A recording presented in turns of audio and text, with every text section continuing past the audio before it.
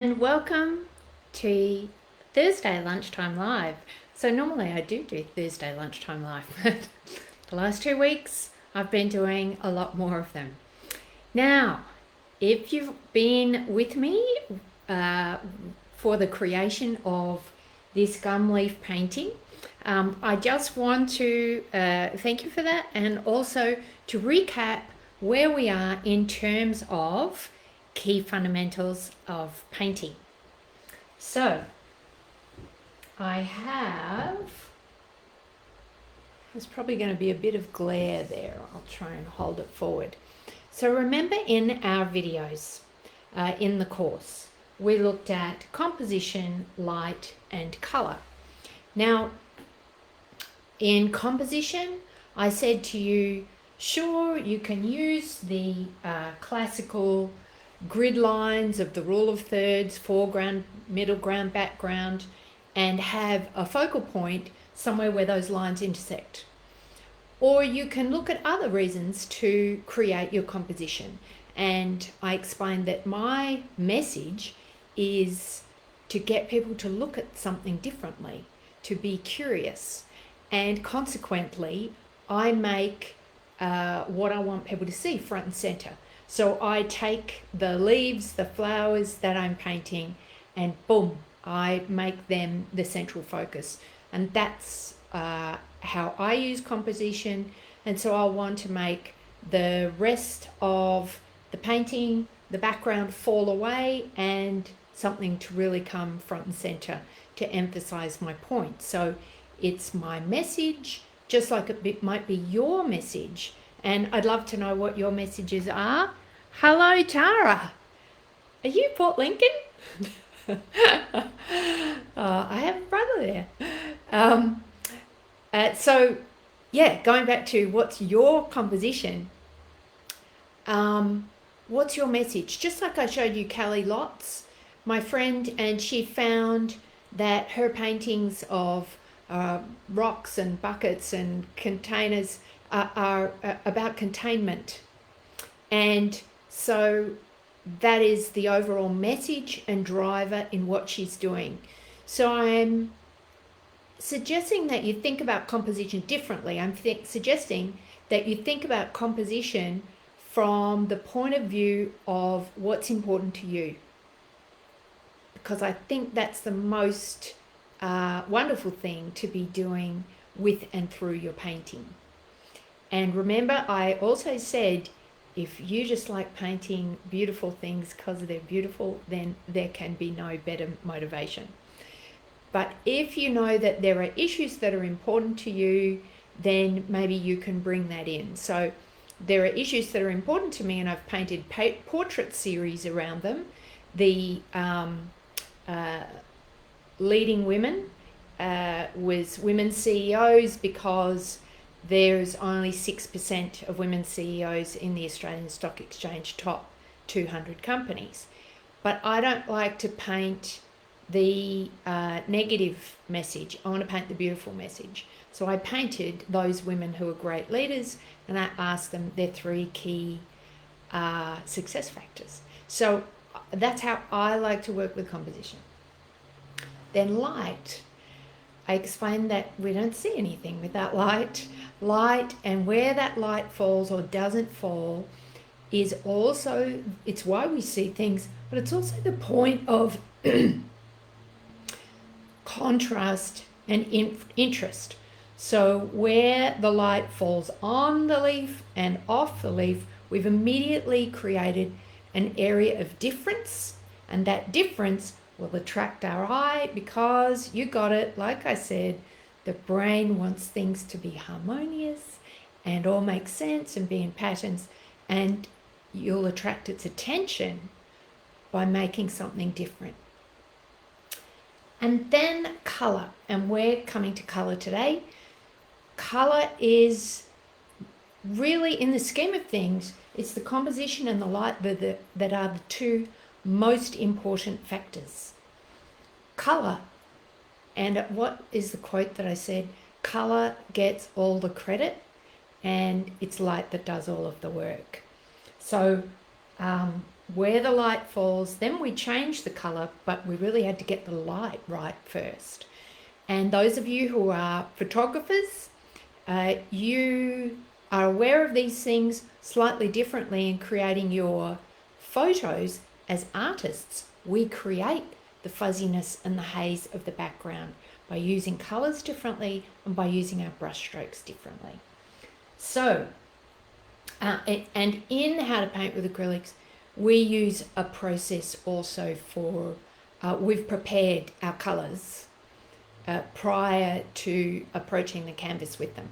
So we've had our thinking time broken down into clear steps that removes too much brain work from the system there, so that we've still got access to the part of our brain that can be creative and think of different things, because we made getting from beginning to finished into a process. That's kind of what I'm trying to get across, is my driver for the way I've created the process in How to Paint with Acrylics. And acrylics themselves, I just wanted to say that I was able to come back to my palette from yesterday for today's painting, because it's now winter here and the air is moist. So it's not just with oils that you keep using a palette. And again, in the course we talk about different ways of being able to keep that wet palette and work from it, because of course we all work in well, all over the world, but in different states of humidity effectively is what's going to affect our palette, because we're working with a medium that's water-based. So here are our leaves, and I'm going to get some colour on the leaves today. Hello Heather, hi Vicky and Jennifer, good morning from Perth. Nice to see you, thanks for coming. So now is that, oh yeah, that's enough out of the way. So if you have done the create your color, the colors you see exercise that I encourage you to create your own palettes. Oh, here's my green one.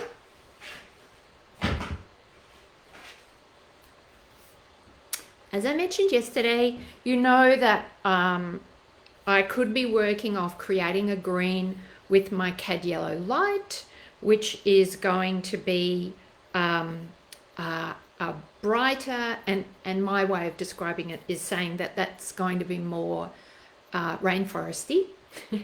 And then see these ones over here? These are what I'll call the glaucous bluey greens, and they come from using the cad yellow medium. And so that's where I'm working with my gum leaves. I don't know if you can see these ones very well. Sure, it's a green, but it's a blue green. And that, for me, is what attracts me most. So it's up the end here of these lovely blues. So, because I was standing there with paint, I started one leaf, because, you know, that's just what happens. And this leaf here, oh, I've moved and changed the focus, is partially in sun and partially not.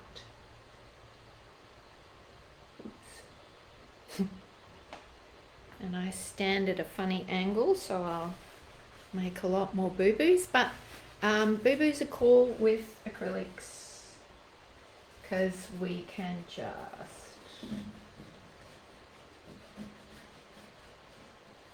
wet something and rub them out. So let me go where I can. It's quite tricky to make sure you can see.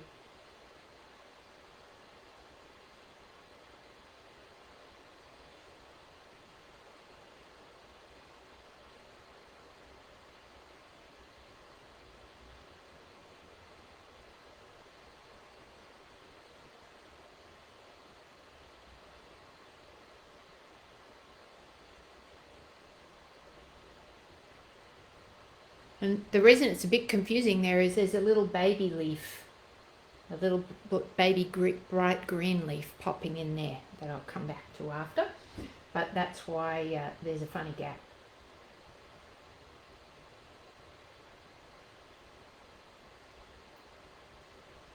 And I'm going to go a step lighter. So as I've said to you, I tend to start at the back and work forward, but we haven't got much time. So I want to make sure that I just demonstrate so you see what I'm about. So this leaf is lighter again.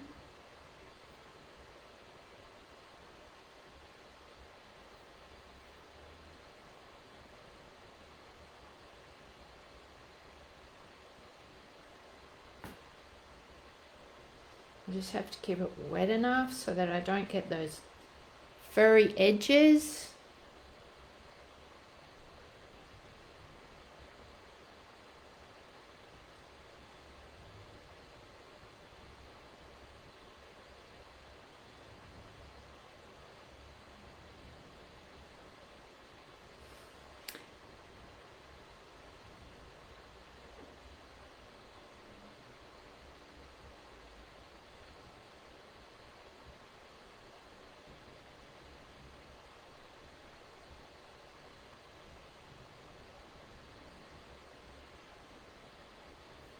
And that's made an interesting line, and I think I'll keep it.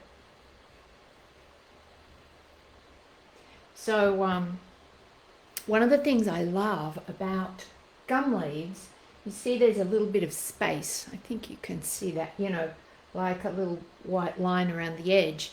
Gum leaves have quite distinct patterns, like, you know, all leaves have the lines, and that's how biologists classify them, as monocots or dicots, or it's actually part of the classification of understanding a leaf. But a gum leaf has really quite a strong, it's a thick, strong leaf, because it has to deal with very harsh conditions, harsh sun or freezing cold at night. And it's lovely to pick up those. They're often pink, and there's some, this is a new growth tip, this whole little composition, and so there's going to be quite a bit of pink in it. And there's pink, as I said, I've just been to the Australian Impressionists exhibition, and you can see my little video on that, and there's a lot of this pink in there. So there's pink starting to creep in where we're seeing the sun hitting some sand. Hopefully you can see that that's just a little bit pink at this stage. It's the pinky sand. And the edges, when we get to the detail of edges, will make these leaves really pop with that detail and come forward. So let's have a look at another light one. I think even lighter. Let's check. If you've got any questions, do ask. I'll turn around eventually.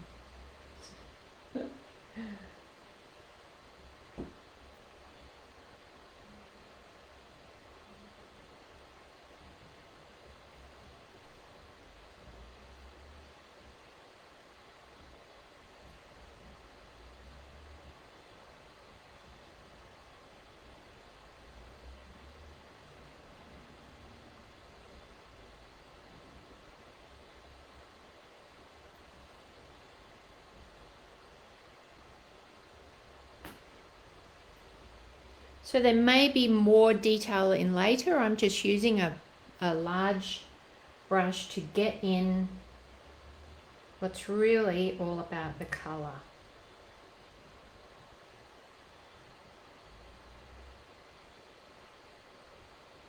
Because I already got in the light. So that's one less set of decisions, really big decisions, that I have to make.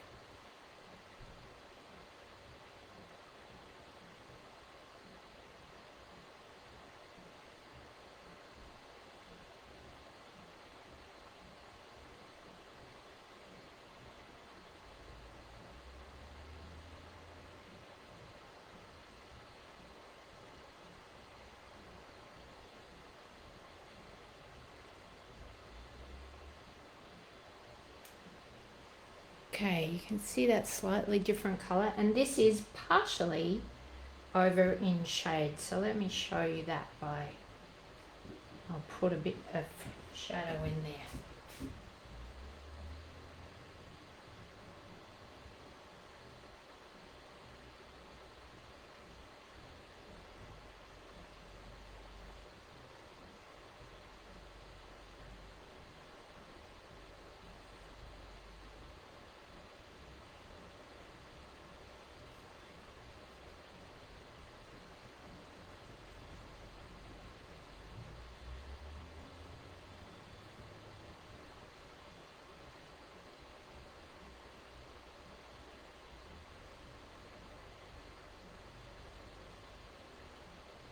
And I'm just softening that line of the shadow.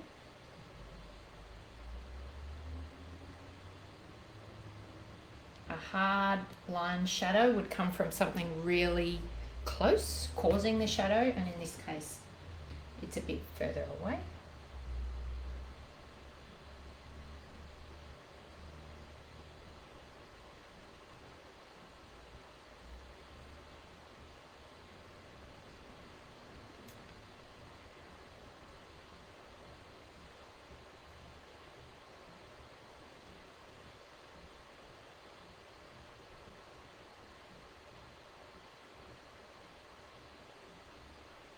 And I've just got to change that line once it's in shadow. And again, soften it a bit. And I might do that just with a dry brush.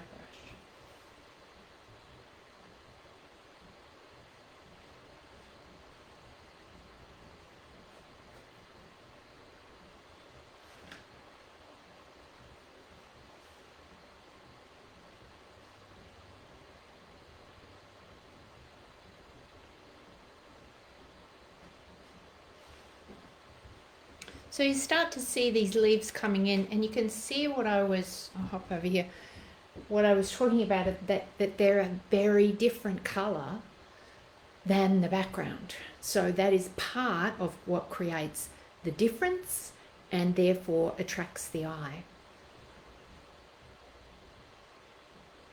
I'll pop another really light one where the sun is hitting.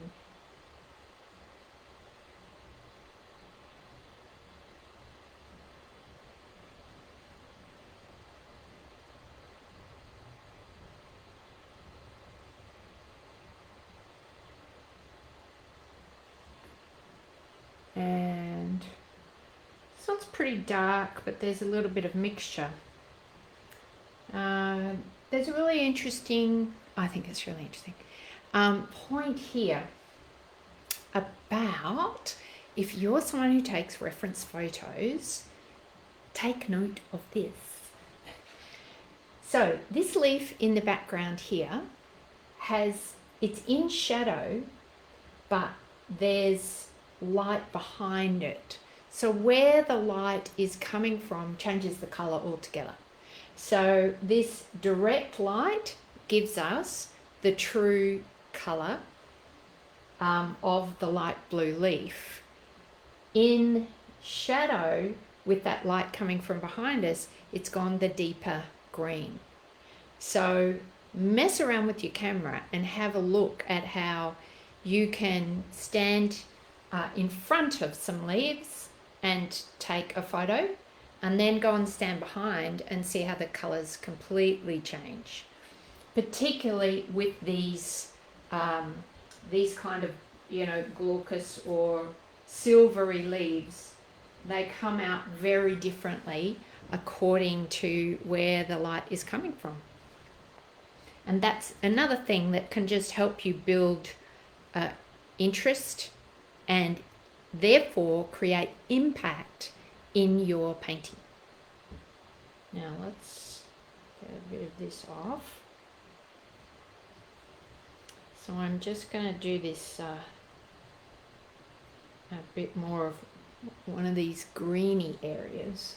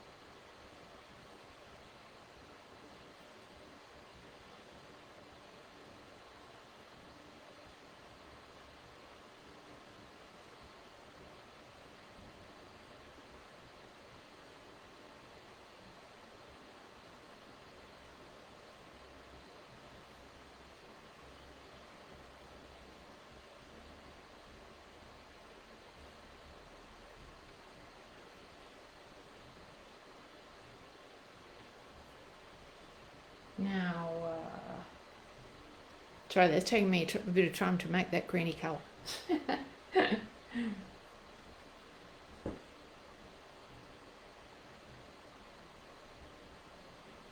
So I've gone back to the basic greens rather than having so much white and blue in there.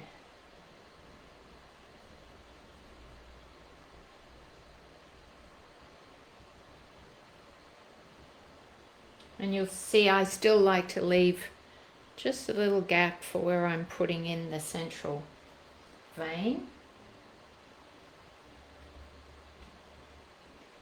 But here we've got a bend in the leaf catching the light.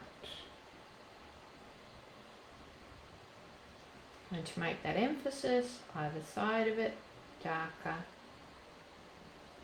so we really see the light.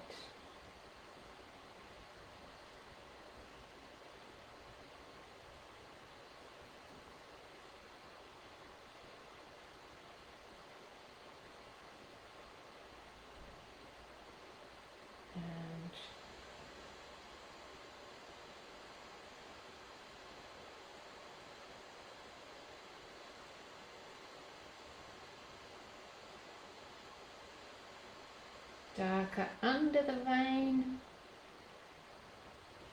Any questions happening there? No?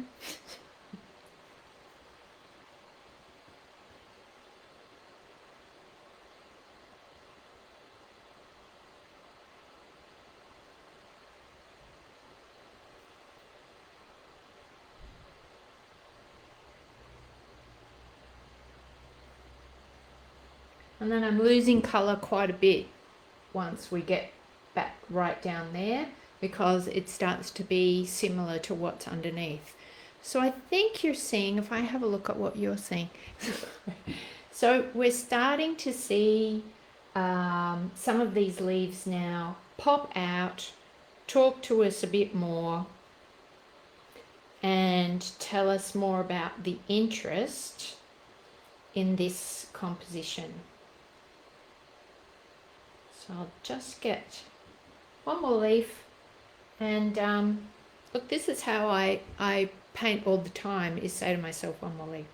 And that's part of, as an artist, developing habits of how to stop and start and leave a mental marker.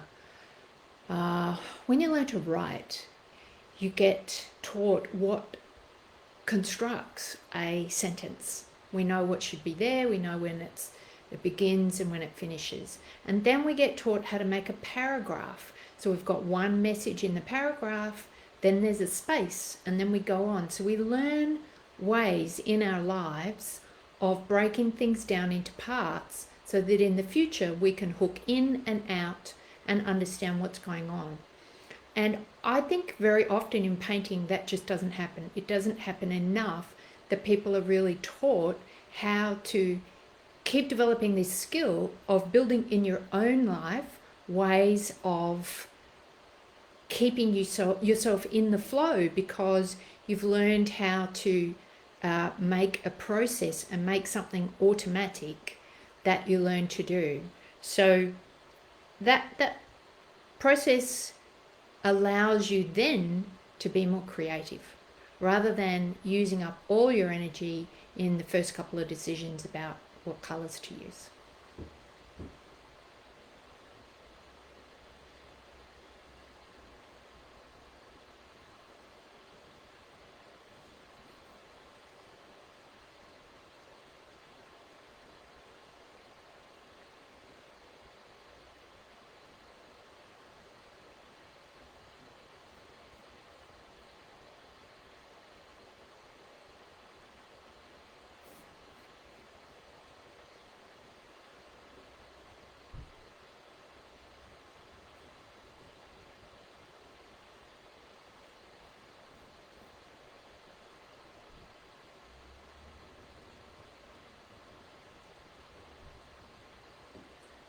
Now a bit lighter in here, and also a little bit cleaner.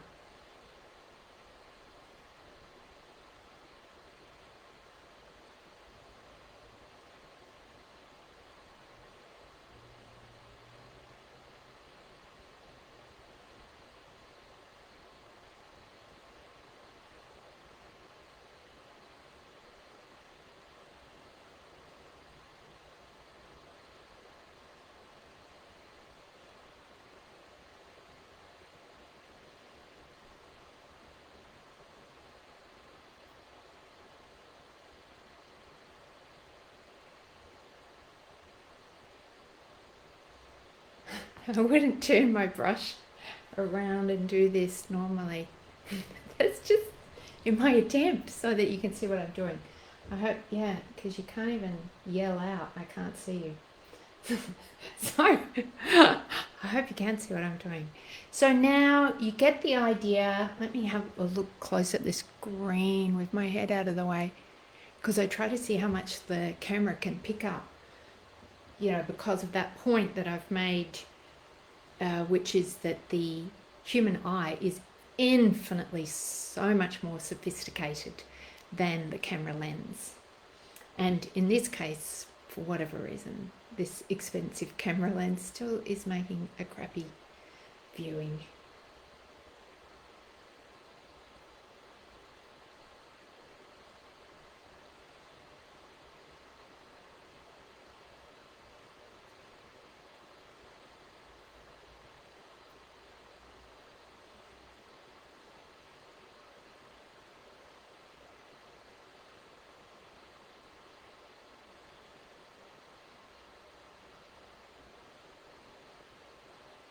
And just as I said last week when we talked about light and colour,